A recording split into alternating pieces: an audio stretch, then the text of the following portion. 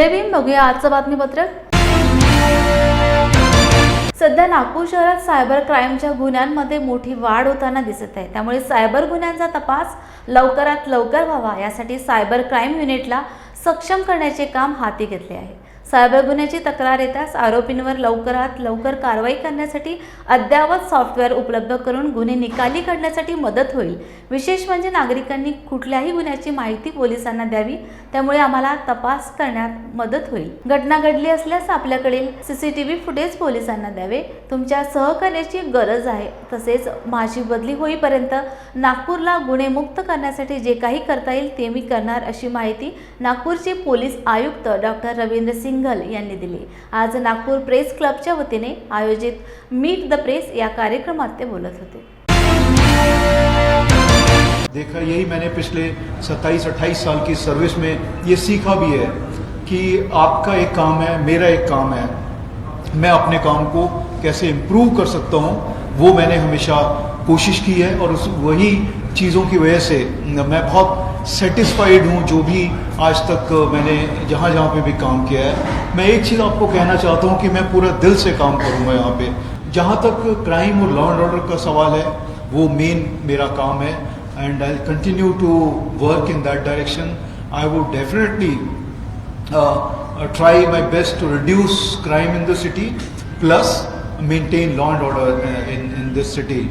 Because किसी भी शहर का ट्रैफिक, लॉ एंड ऑर्डर और क्राइम, अगर ये तीन चीज़ें अच्छी हैं तो वो सिटी के बारे में अच्छा बोला जाता है. अगर ट्रैफिक नहीं है अच्छा तो लोग बोलते हैं देखो इतने शहर में तो ट्रैफिक ही नहीं है. और ये ट्रैफिक अगर ठीक करना है तो उसमें सभी की जिम्मेवारी है, सिर्फ पुलिस की नहीं है. उसमें जो पब्लिक है जो यूज़ कर रहे हैं चीज़ों को और जो डिपार्टमेंट्स हैं जिन्होंने ये चीज़ें सुविधाएं देना है, ये उनकी भी जिम्मेवारी है. मैंने अपने स्टाफ को भी जिस तरह की ट्रेनिंग्स देने की ज़रूरत है, या जो ट्रैफिक की ट्रेनिंग रिलेटेड हो, क्राइम से रिलेटेड हो या किसी और भी तरह की जो ट्रेनिंग है, वो ट्रेनिंग भी उनको जहाँ से मिलेगी वो ट्रेनिंग्स भी हम देंगे. एक विषय पे मैं काफ़ी सोच रहा हूँ कि यहाँ पे क्राइम या मर्डर्स क्यों इतने होते हैं, उसका साइकोलॉजिकल रीज़न क्या है. कुछ ना कुछ कारण है उसका. कि छोटा सा कारण हुआ, 3 दोस्त बैठे हुए हैं, साथ में खाना खा रहे हैं, उन्होंने अल्कोहल भी लिया है और एक पे गुस्सा आता है, उसका मर्डर. क्यों ऐसा क्यों होता है? ये ऐसी चीज़ें हैं कि इन चीज़ों पे बात करने की ज़रूरत है, इनके बारे में समझने की ज़रूरत है. तो इसमें जो है साइकोलॉजिस्ट हैं, साइकियाट्रिस्ट हैं, उनकी भी मैं इसमें मदद लेने की कोशिश करूँगा. जहाँ पे भी जिस तरह की भी इंफॉर्मेशंस मिले हमें वो हम वेलकम करेंगे. और जो भी इन्फॉर्मर्स हैं वो इंफॉर्मेशन जब हमारे पास में आए तो उसके ऊपर कार्रवाई हुई है, ये उस आदमी के ऊपर जो इंफॉर्मेशन जो दे रहा है उसको विश्वास होना चाहिए कि अगर मैंने पुलिस को कार्रवाई के लिए बोला है, कोई इन्फॉर्मेशन दी है तो उसके ऊपर कार्रवाई हुई है कि नहीं हुई है. वो एक बहुत महत्वपूर्ण चीज़ है. येत्या 10 मार्च रोजी नांदेड येथील दत्तकृपा फंक्शन हॉल येथे 7वे अखिल भारतीय एकदिवसीय गुरु रविदास साहित्य संमेलन आयोजित करण्यात आले आहे. सकाळी 9 वाजता सुरू होणाऱ्या या साहित्य संमेलनात ग्रंथयात्रा, उद्घाटन सत्र, परिसंवाद, कथाकथन, सांस्कृतिक कार्यक्रम, कवी संमेलन आदी भरगच्च कार्यक्रम होणार असून या साहित्य संमेलनास नागरिकांनी उपस्थित राहण्याचे आवाहन अखिल भारतीय गुरु रविदास समता परिषदेचे संस्थापक इंजिनियर चंद्रप्रकाश देगलूकर यांनी केले आहे. मी नरसिंग सूर्यवंशी राधाई अर्बन ह्या बँकेचा मार्गदर्शक आहे. ह्या बँकेच्या मार्फत मी लोकांना आवाहन करू इच्छितो की गुरु रविदास साहित्य संमेलन येत्या 10 मार्च रोजी होत आहे. तरी सर्व समाज बांधव, सर्व महापुरुषांना मानणाऱ्या सर्व लोकांना मी विनंती करू इच्छितो की आपण सर्वांनी, लहान मुलं, स्त्रिया सहित आपण ह्या कार्यक्रमास यावे ही विनंती करतो. मैं इंजीनियर चंद्रप्रकाश देगलूरकर, संस्थापक अध्यक्ष अखिल भारतीय गुरु रविदास समता परिषद, इस सामाजिक संगठन के माध्यम से मैं महाराष्ट्र और महाराष्ट्र से लगे हुए जो 4-5 राज्य हैं, इन राज्यों में इस संगठन का काम करता हूँ. और इसी संगठन के माध्यम से गुरु रविदास जी के नाम से हम साहित्य सम्मेलन लेते हैं. तो नांदेड़ में यह साहित्य सम्मेलन तीसरी बार होने जा रहा है. अब तक 6 साहित्य सम्मेलन हुए हैं. यह नांदेड़ में जो साहित्य सम्मेलन हो रहा है, ये 7वां अखिल भारतीय गुरु रविदास साहित्य सम्मेलन है। इस साहित्य सम्मेलन के माध्यम से मैं लोगों को अपील करना चाहता हूँ कि इस सम्मेलन में आप बड़ी संख्या में पधारें। यहाँ पर जो अपने महामानव है, संत है, गुरु है, जो अपने पुरखे हैं, उनकी विचारधारा का यहाँ पर पूरे दिन भर परिसंवाद के माध्यम से, चर्चा सत्र के माध्यम से, कथा कथन, कवि सम्मेलन, ग्रंथ शोभा यात्रा, ऐसे बहुत सारे प्रोग्राम यहाँ पर रखे हैं। सांस्कृतिक कार्यक्रम भी रखा है, गायन का प्रोग्राम भी रखा है। तो एक दिन भर यह हमारे महामानवों के विचारों का जागरण इस दिन भर होने वाला है। तो मैं अपील करना चाहता हूँ कि आने वाले रविवार 10 मार्च 2024 को ज़्यादा से ज़्यादा लोग पूरे देश से इस साहित्य सम्मेलन के लिए पधारिए, उपस्थित रहिए, ऐसा मैं आह्वान करता हूँ। वर्धा येथे शेतकरी धरणे आंदोलनात उपस्थित राहून माजी पालकमंत्री सुनील केदार यांनी जिल्हाधिकाऱ्यांवर चांगला संताप व्यक्त केलाय। मी पालकमंत्री असताना सेवाग्राम आश्रमाच्या देखभालीसाठी केलेल्या व्यवस्थेला जिल्हाधिकाऱ्यांनी बंद पाडले। आमचे सरकार सत्तेत येणारच आहे। सरकार आल्यावर पहिला गुन्हा जिल्हाधिकाऱ्यांवर करणार आहे। सेवाग्राममध्ये विकास केल्यावर तेथील वास्तूची देखभाल दुरुस्तीसाठी एक व्यवस्था करून ठेवली होती। ही व्यवस्थाच बंद केली। राष्ट्रपित्याबद्दल देखील अनादर आहे। ज्या व्यक्तीच्या भरोशावर देश स्वतंत्र झाला त्यासंबंधी आपण आदर ठेवू शकत नाही, असेही माजी पालकमंत्री सुनील केदार म्हणाले।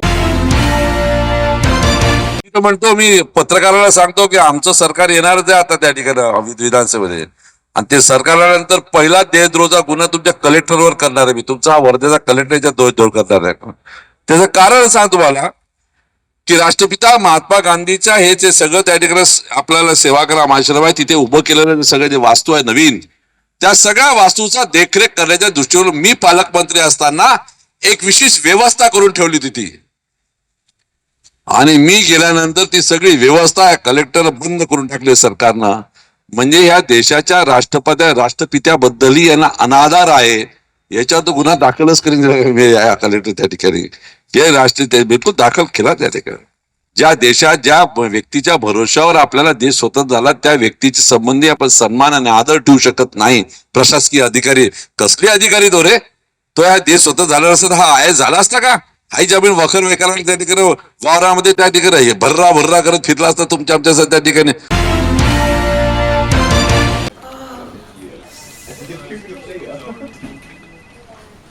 बॉस ने मीटिंग बुलाई। क्या यार, आदमी की तकलीफ को तो समझो। बाहर बाहर उठो बैठो उठो बैठो। जनाब, तकलीफ उठने बैठने की नहीं, तकलीफ बवासीर की है। बवासीर, फिशर, भगंदर, पाइलोनियल साइंस का आयुर्वेद तथा आधुनिक लेजर से उपचार। अभ्युदय पाइल्स लेजर हॉस्पिटल, लोहार समाज भवन के पीछे, महापुष्प सोसाइटी, शताब्दी नगर चौक से मनीष नगर रोड, नागपुर। कॉल और विजिट करें www.pilesfistulacure.com। हुआ बहू, माँ पाइल्स की बहुत तकलीफ हो रही है। तो तुम गुदरोग सर्जन के पास क्यों नहीं गई? देखो, जैसे हार्ट के लिए हार्ट स्पेशलिस्ट, ब्रेन के लिए ब्रेन स्पेशलिस्ट, तो पाइल्स के लिए पाइल्स स्पेशलिस्ट क्यों नहीं? स्त्री हो या पुरुष, टॉयलेट में तकलीफ केवल पाइल्स ही नहीं, और भी कई प्रकार के गुदरोग तथा कैंसर भी हो सकता है। इसीलिए इसकी प्रत्यक्ष जांच जरूरी है। ठीक है माँ, पर जांच के लिए हम जाएंगे कहाँ? वही काले आयुर्वेदिक पाइल्स हॉस्पिटल में। लेकिन माँ, प्रेगनेंसी में पाइल्स की दवाइयाँ? प्रेगनेंसी में आयुर्वेदिक दवाइयाँ सुरक्षित होती है। जनहित में जारी काले आयुर्वेदिक पाइल्स हॉस्पिटल, औषधि चिकित्सा तथा सर्जरी ट्रीटमेंट उपलब्ध। हमारा पता उमरेड रोड, दिघौरी बस स्टॉप के पास, नागपुर। अधिक जानकारी के लिए वेबसाइट पर जाएं kalepileshospital.com।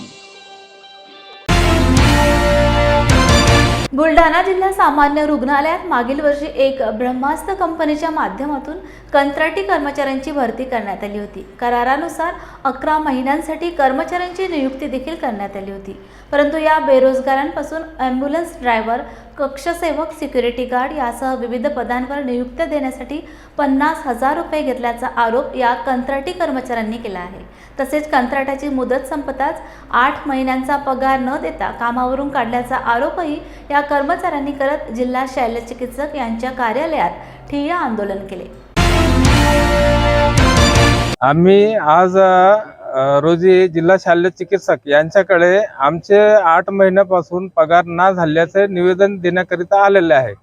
आमची जिल्हा शल्य चिकित्सक यांना एवढीच विनंती आहे की त्यांनी कॉन्ट्रॅक्टरला आदेश देऊन आमचे थकलेले पगार करण्यात यावे याचे आदेश द्यावे, जेणेकरून आमच्यावर जे उपासमारीची वेळ आज आलेली आहे ती टळन आणि आम्ही आमचे जे कर्तव्यावर काम करत आहे, रात्रंदिवस आम्ही रुग्णांची सेवा करीत आहे. आम्ही आमच्या पराईनं आम्ही पूर्ण प्रयत्न करतो की कोणाला रुग्णाला त्रास न झाला पाहिजे आणि शासनाकडून आम्हाला वेळेवर पेमेंट न झाल्यामुळे आम्हाला उपासमारीची वेळ आलेली आहे. आज रोजी आम्ही जिल्हा शल्य चिकित्सक या बुलढाणा यांच्याकडे निवेदन देऊन ह्या विषयावर मागणी केली आहे.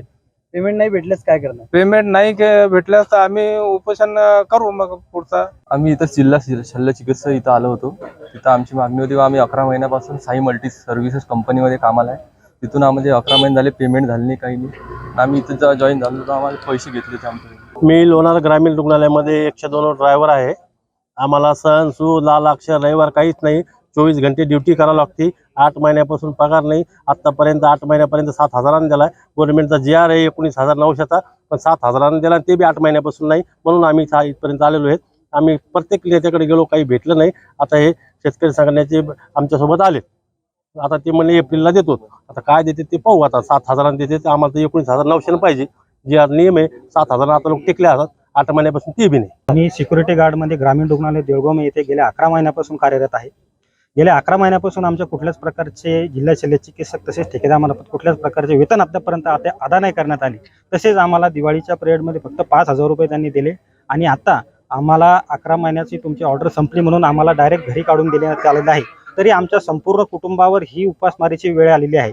येणाऱ्या काळामध्ये यांनी जर आमचे पगार कुठल्याच प्रकारचे अदा न केले व आम्हाला पुनर्नियुक्ती न दिली तर आम्ही आमच्या कुटुंबासह या ठिकाणी आत्मदहनाचा इशारा या ठिकाणी देतोय. आधी जे करोनामध्ये जे लावलेले होते की नाही, त्याचा निधी FDRF मधून नैसर्गिक आपत्तीमधून, आणि त्याचं ते नैसर्गिक आपत्तीचं ते काय हेडच बंद झालं. त्यामुळे ते कलेक्टर साहेब म्हणतात की आमच्याकडनं ते पेमेंट भेटत नाही. मग आम्ही आयुक्ताकडे गेलो, मुंबई आयुक्ताकडे. नंतर आपल्या आरोग्य मंत्र्याला भेटलो, त्याचे PA वगैरे जे आहेत त्या सगळ्याला भेटून आलो. त्यांना सगळ्यांना निवेदन पाठवलं. लोक आयुक्ताला पाठवलं सगळं प्रकरण. उपसंचालक अकोला यांच्याकडे सगळं पाठवलं. आता त्याच्यावर काही निर्णय झाला नाही आहे.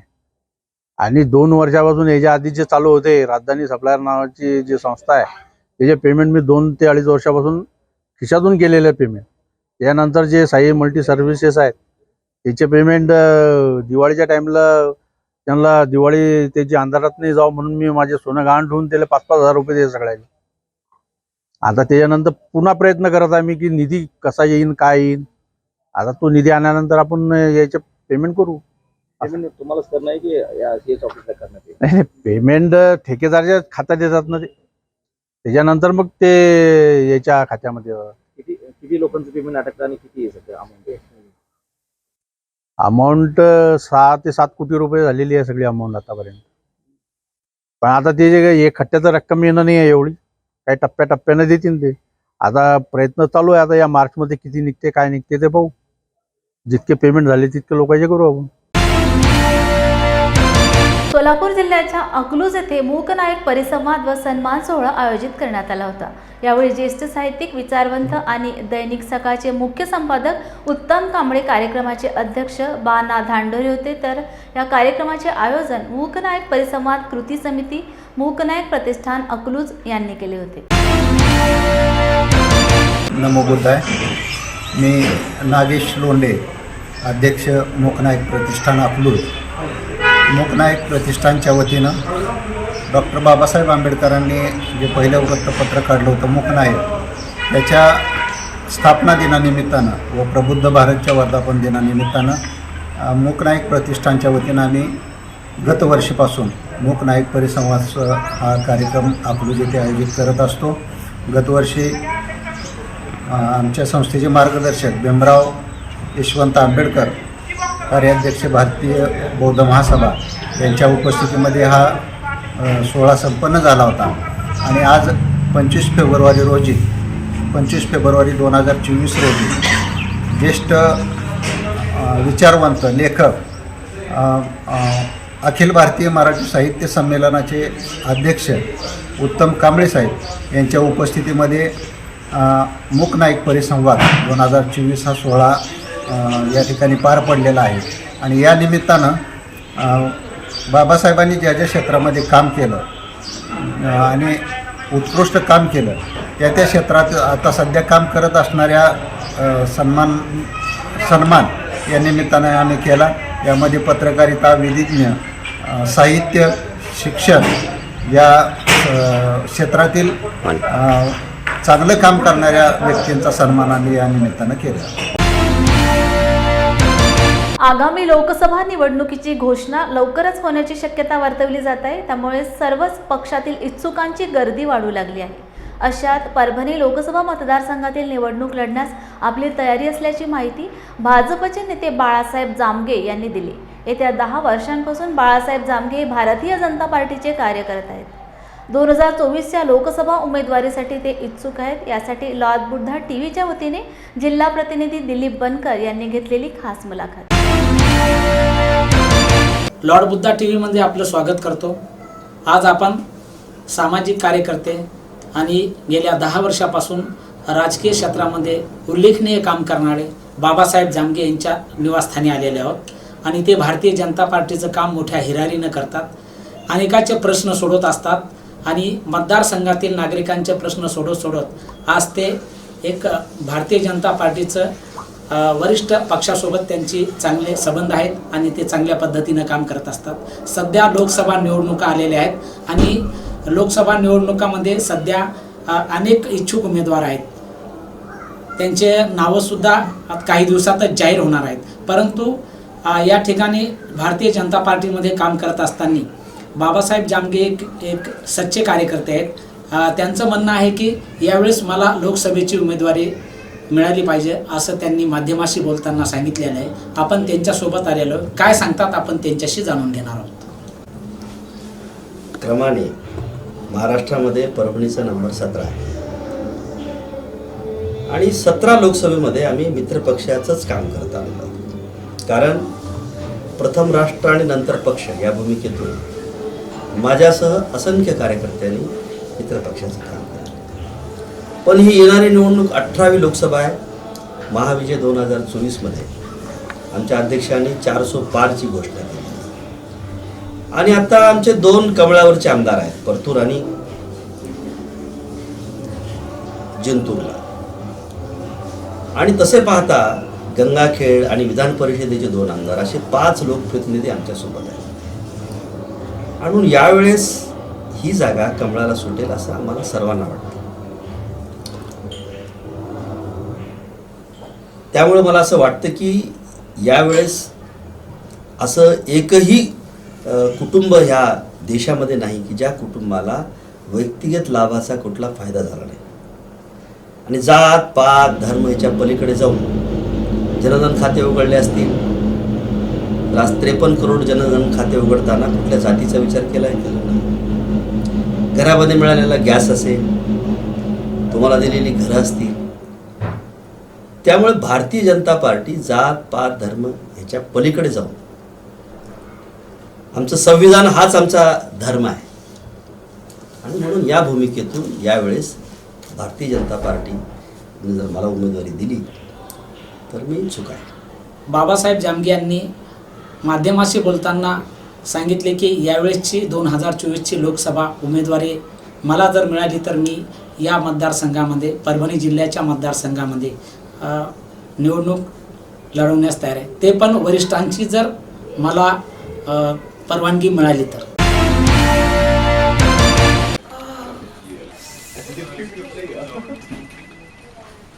बॉस ने मीटिंग बुलाई. क्या यार, आदमी की तकलीफ को तो समझो. बाहर बाहर उठो बैठो उठो बैठो. जनाब, तकलीफ उठने बैठने की नहीं, तकलीफ बवासीर की है। बवासीर, फिशर, भगंदर, पाइलोनियल साइंस का आयुर्वेद तथा आधुनिक लेजर से उपचार। अभ्युदय पाइल्स लेजर हॉस्पिटल, लोहार समाज भवन के पीछे, महापुष्प सोसाइटी, शताब्दी नगर चौक से मनीष नगर रोड, नागपुर। कॉल और विजिट करें www.pilesfistulacure.com। हुआ बहू? माँ, पाइल्स की बहुत तकलीफ हो रही है। तो तुम गुदरोग सर्जन के पास क्यों नहीं गई? देखो, जैसे हार्ट के लिए हार्ट स्पेशलिस्ट, ब्रेन के लिए ब्रेन स्पेशलिस्ट, तो पाइल्स के लिए पाइल्स स्पेशलिस्ट क्यों नहीं? स्त्री हो या पुरुष, टॉयलेट में तकलीफ केवल पाइल्स ही नहीं, और भी कई प्रकार के गुदरोग तथा कैंसर भी हो सकता है। इसीलिए इसकी प्रत्यक्ष जांच जरूरी है। ठीक है माँ, पर जांच के लिए हम जाएंगे कहाँ? वही काले आयुर्वेदिक पाइल्स हॉस्पिटल में। लेकिन माँ, प्रेगनेंसी में पाइल्स की दवाइयाँ? प्रेगनेंसी में आयुर्वेदिक दवाइयाँ सुरक्षित होती है। जनहित में जारी काळे आयुर्वेदिक पाइल्स हॉस्पिटल, औषधि चिकित्सा तथा सर्जरी ट्रीटमेंट उपलब्ध। हमारा पता उमरेड रोड, दिघौरी बस स्टॉप के पास, नागपुर। अधिक जानकारी के लिए वेबसाइट पर जाएं kalepileshospital.com। कोल्हापूर येथील ऐतिहासिक गांधी मैदानासाठी मंजूर झालेल्या 5 कोटी रुपये निधीतून होणाऱ्या कामाचा शुभारंभ राज्य नियोजन मंडळाचे कार्यकारी अध्यक्ष राजेश क्षीरसागर व शिवाजी पेठ परिसरातील नागरिकांच्या हस्ते करण्यात आला। याप्रसंगी जिल्हा प्रमुख सुजित चव्हाण, युवा सेना पश्चिम महाराष्ट्र सचिव ऋतुराज क्षीरसागर, महानगर प्रमुख शिवाजी जाधव, रणजित जाधव, तुकाराम साळुंखे, नगरसेवक राहुल चव्हाण, किशोर घाडगे, महिला आघाडी मंगल साळुंखे, पवित्रा रांगणेकर उपस्थित होते। 4000 कोटी रुपये या ठिकाणी मंजुरी त्यांनी आपल्याला दिलेली आहे। पुढच्या काळामध्ये या ठिकाणी पूरपरिस्थिती उद्भवणार नाही अशा पद्धतीने एक योजना तयार होते। अशा अनेक योजना आहेत। खरं म्हणजे नियोजन मंडळ म्हणजे राज्यामध्ये 36 जिल्ह्यामध्ये प्रत्येक जिल्ह्यामध्ये डीपीसी असते आणि त्या माध्यमातून मग जिल्ह्याचा विकास, शहराचा विकास, ग्रामीण भागाचा विकास हे शासन करतंय आणि त्या माध्यमातून प्रत्येक जिल्ह्याला या अशा पद्धतीचे वेगवेगळे हेड निर्माण करून देण्याचा मी प्रयत्न केलेला आहे। नियोजन मंडळाचा कार्याध्यक्ष या नात्यानं ज्यावेळी कोविड परिस्थिती निर्माण झाली त्यावेळी तत्कालीन मुख्यमंत्र्यांनी मला मेडिकल इन्फ्रास्ट्रक्चर डेव्हलप करण्यासाठी एक वेगळी योजना तयार करून दिली। संपूर्ण राज्यभर मी फिरलो। 6 विभागामध्ये चाइल्ड स्पेशालिस्ट जे काही आपल्याला वॉर्ड करायचे त्या ठिकाणी चाइल्डसाठी विविध मशिनरी असेल सगळ्या गोष्टींची पूर्तता करून वेगवेगळे ICU युनिट देखील मी त्या ठिकाणी तयार केली। राज्याचं काम करत असताना कोल्हापूर जिल्ह्याला नेहमी झुकतं माप देण्याचा मी बांधवाला प्रयत्न केला।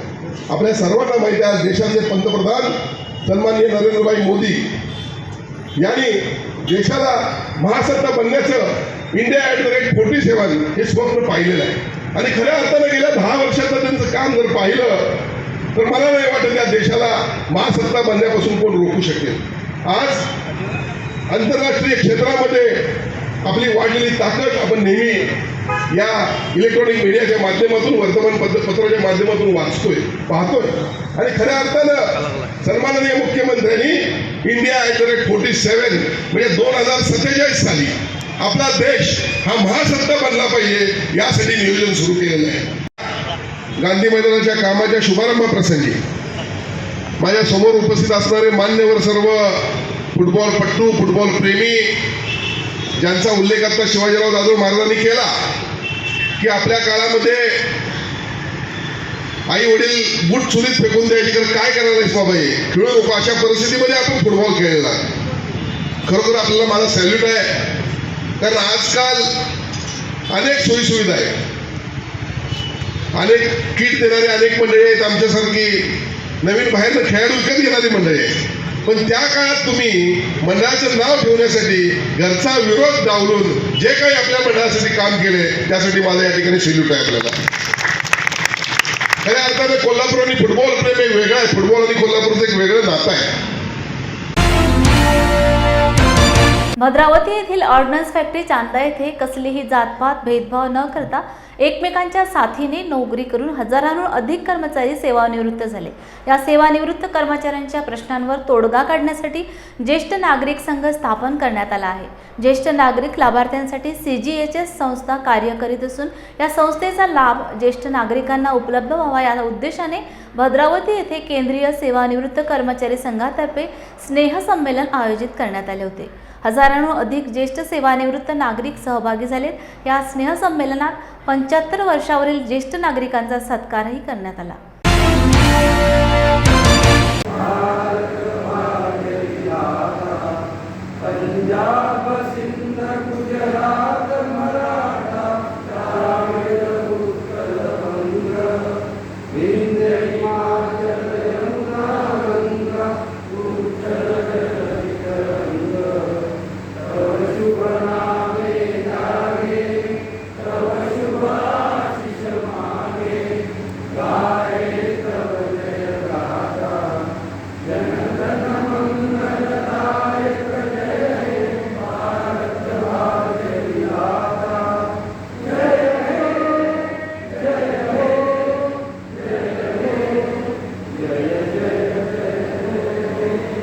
आभार मानतो आणि आम्हाला त्याचा अतिशय आनंद झालेला आहे की अशा प्रकारे सगळ्या लोकांनी 75 वर्ष पूर्ण करावी आणि त्यांनी याचा आस्वाद घ्यावा आणि सुखी आणि आनंदी जीवन जगावं याकरता जे काही आहार विहार आणि व्यायाम वगैरे अशा प्रकारचा CGHS beneficiaries welfare association of India जी पॅन इंडिया असोसिएशन आहे, पॅन इंडिया असोसिएशन म्हणजे आमचे भारतभर जिथे तिथं CGHSचे ब्रांचेस आहेत त्याची वेलफेअर असोसिएशन आहे आणि आम्ही आपल्या बेनिफिशरीचे हितसंबंध जोपासण्यासाठी काम करतो। दर महिन्याला 15 तारखेला आम्ही न्यूज लेटर पब्लिश करतो, क्वार्टरली आम्ही आयुष्य मॅगझिन पब्लिश करतो आणि आमचे प्रत्येक जागी व्हॉट्सअप ग्रुप आहेत। त्या व्हॉट्सअप ग्रुपद्वारे आम्ही रोजच रोजच जे नवीन ऑर्डर्स आहे गव्हर्नमेंटचे त्यांच्याद्वारे लोकांचं ज्ञान वाढवतो आणि फक्त ज्ञान वाढवल्यामुळंच ते स्वतःचं सुरक्षा करू शकतात, वरना त्यांना भयंकर प्रॉब्लेम होतो कारण त्यांना जानकारी नसते त्याची। आणि यांनी यांचं धन्यवाद की यांनी आज विशेष करून मला इथं त्या असोसिएशनबद्दल सांगण्यासाठी बोलत आहे। स्वागत सेलिब्रेशन हॉलमध्ये घेण्याचा संकल्प बरेच दिवसापासून आम्ही घेतलेला होता। त्यात जानेवारीपासून त्याच्यामध्ये या कामाला आम्ही गुंतलो आहे आणि तेव्हापासून या कामाला लागून आज हा जो दिवस उजाडलेला आहे। या ठिकाणी जवळपास 450 ते 450पर्यंत लोकांनी आपली नोंदणी केली आणि आज यामध्ये बरेच लोक सहभागी झाले। यात बऱ्याच लोकांच्या जुन्या आठवणीला उजाळा देण्याकरिता हा जो कार्यक्रम घेण्यात आलेला आहे। आपण प्रत्येक उद्योगामध्ये आपापल्या उद्योगात इतके दिवस काम केले, जे 35 वर्ष 30 वर्ष काम केले, त्यानंतर एकत्र काम करूनसुद्धा एका परिवारासारखेच आपण तिथे जगून राहिलो। महत्त्वाचे दिवस आपण जीवनात तिथे गेले। त्यानंतर आपण जेव्हा सेवानिवृत्त झालो तेव्हा त्यापासून आपले बरेच लोक आपल्या दूर गेले आणि त्यांना जवळ करण्यासाठी हा जो अशा प्रकारचा जो कार्यक्रम आम्ही या ठिकाणी घेतलेला आहे आणि या ठिकाणी उत्स्फूर्त लोकांनी प्रतिसाद दिला, याबद्दल सगळ्यांचा मी आभार व्यक्त करतो। आणि याचप्रमाणे असं हमेशासुद्धा आपल्या दरवर्षी या ठिकाणी अशा प्रकारचा कार्यक्रम होत राहील अशी या सर्वांना ग्वाही देतो। आणि आज या ठिकाणी मी आम्ही हे पतंजली संस्थेतील कार्यकर्ता आहे आणि बऱ्याच दिवसापासून आमचे सेवानिवृत्त कर्मचारी आपापल्या घरी बसलेले होते। हे निमित्त साधून आमच्या हाकेला, आमच्या विचाराला ते लोक एकत्र आले आणि एकतेचं दर्शन इथं घडवलं आणि भविष्यामध्ये तसंच संघटन राहावं आणि त्या भद्रावतीतल्या कमीत कमी आमची जी इच्छा आहे भद्रावतीकरांना योग्य न्याय मिळावं आणि शेवटचं भावी आयुष्य सुखात समाधानात जगावं, आहारावर योगावर नियंत्रण घेऊन आपलं काम करावं ही माझी अपेक्षा आहे।